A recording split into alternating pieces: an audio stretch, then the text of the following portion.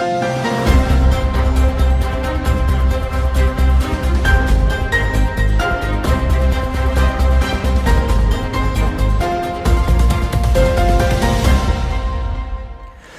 اللہ الرحمن الرحیم۔ السلام علیکم۔ ابرار رشید آپ کی خدمت میں حاضر ہے، اور اس وقت میں آپ کے ساتھ وہ خبر شیئر نہیں کروں گا کہ بلہ دینے کے حوالے سے سپریم کورٹ میں کارروائی جاری ہے، جو کہ بظاہر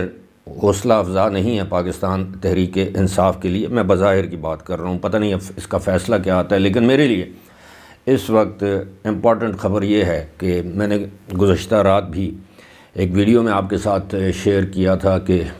جو فلسطین یا غزہ کی جنگ ہے اب وہ مشرق وسطیٰ تک پھیل گئی ہے۔ گزشتہ رات ایک مرتبہ پھر امریکی طیاروں نے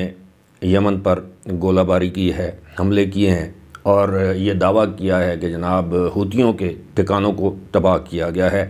ساتھ ہی ساتھ میں جب یہ کہتا ہوں کہ اچھا، یہ ایک اور خبر یہ ہے کہ ترکی نے اب عالمی عدالت انصاف میں اسرائیل کی جانب سے کی جانے والی نسل کشی کے ثبوت جو ہیں وہ عالمی عدالت انصاف میں پیش کر دیے۔ یہ بہت بڑی خبر ہے۔ ہم عام طور پر ان خبروں پر زیادہ توجہ نہیں دیتے، ان کو ڈسکس نہیں کرتے، لیکن جب میں یہ کہتا ہوں یا بہت سے لوگ اور یہ کہتے ہیں کہ یہ جنگ مشرق وسطیٰ تک پھیل چکی ہے، تو اب آپ اس سے اندازہ کریں کہ اسرائیل صرف غزہ میں بمباری نہیں کر رہا، وہاں پر قتل عام نہیں کر رہا، بلکہ اسرائیل نے حالیہ دنوں میں لبنان میں حملے کیے ہیں، جہاں پر حزب اللہ کے 2 یا 3 جو ہیں وہ کمانڈر مارے گئے ہیں۔ یہ لبنان کے اندر ایک آزاد ملک ہے، وہاں یہ حملے کیے گئے ہیں۔ اس کے علاوہ سیریا میں یعنی شام میں اسرائیل نے حملے کیے ہیں، عراق میں حملے کیے ہیں۔ تو یوں اس لیے ہم کہتے ہیں کہ یہ جنگ مشرق وسطیٰ تک پھیل چکی ہے، اور اب یمن میں پہلے برطانیہ اور سعودی طیاروں یا میزائل سے حملے کیے گئے، اور 100 سے زائد میزائل داغے گئے، اور 18 ٹھکانوں کو نشانہ بنایا گیا۔ اور گزشتہ روز امریکہ نے ایک مرتبہ پھر یہ حملے کیے، اور امریکی صدر جو بائیڈن کا یہ کہنا ہے کہ یہ یمن کو سبق سکھانے کے لیے حملے کیے گئے، لیکن اصل بات یہ ہے کہ بہت سے جو امریکی صدر یعنی ڈیموکریٹ پارٹی سے تعلق رکھنے والے، امریکی صدر کی پارٹی سے تعلق رکھنے والے بہت سے ڈیموکریٹس ہیں، انہوں نے صدر جو بائیڈن پر یہ الزام لگایا ہے کہ جناب امریکی صدر نے یمن پر حملوں کی اجازت اپنے طور پر دے کر امریکی آئین سے انحراف کیا ہے، کانگریس سے اس سے منظوری نہیں لی اس بات کی، اور یہ امریکی آئین کی خلاف ورزی ہے۔ تو اب جو بائیڈن، یہ ان کے لیے بھی الیکشن کا سال ہے، اور اسی طرح جو پرائمری الیکشنز وہاں پر ہو رہے ہیں، وہاں پر بھی جو بائیڈن کو شدید دشواری مشکلات کا سامنا ہے کہ مسلمان اور عرب جو لوگ ہیں وہ پرائمری الیکشنز میں ڈیموکریٹک پارٹی کی مخالفت کر رہے ہیں، لیکن ڈیموکریٹس نہ ہوئے، ریپبلکنز آ گئے، وہ تو ان سے بھی 2 ہاتھ آگے ہیں۔ خیر،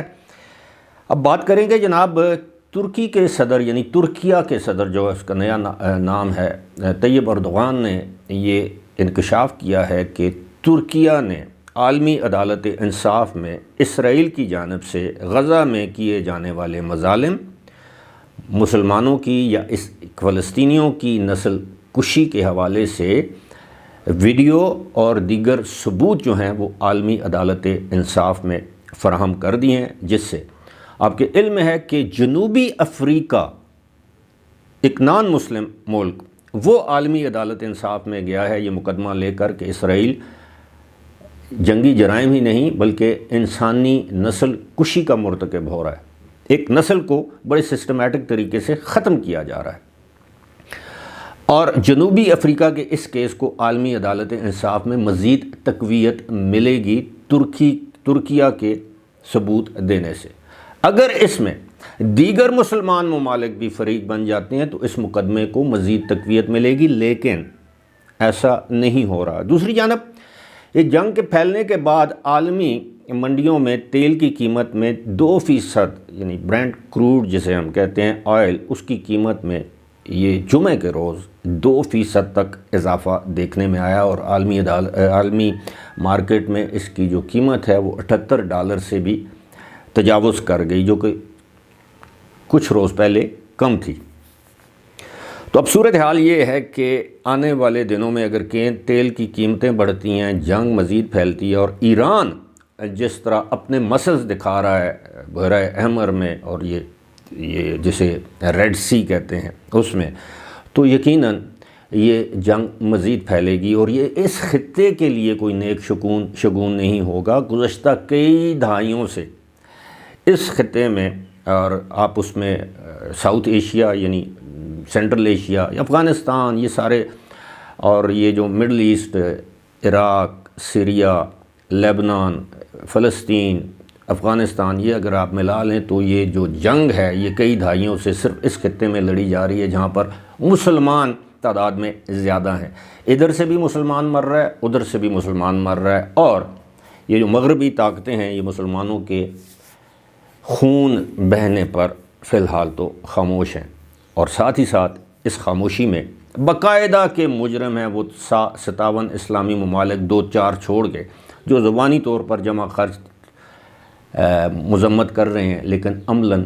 وہ تمام مسلمان ممالک بھی خاموش ہیں۔ فی الحال اسی کے ساتھ مجھے دیجیے اجازت، خدا حافظ۔